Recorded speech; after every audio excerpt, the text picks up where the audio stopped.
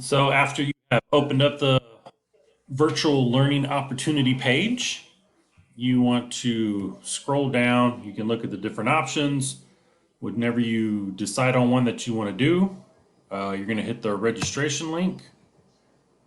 I'm going to pick this virtual task.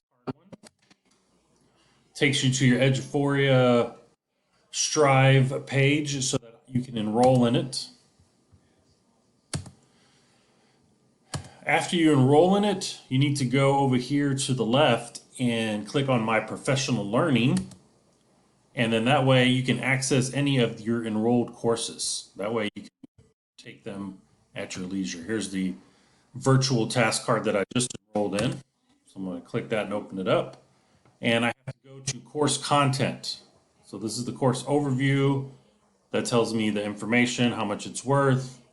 I want to go to course content so that I can open up the actual professional development activity. And then I'll just do whatever it says here. And they're all different. Let's go to another one that I signed up for. One of these Inspire ones. Again, course content. I'm going to view it. And I just click down here to access the course information. And then here's the course, which I'm going to complete, as I'm reading it. And if you guys have any questions, don't be afraid to text me or email me.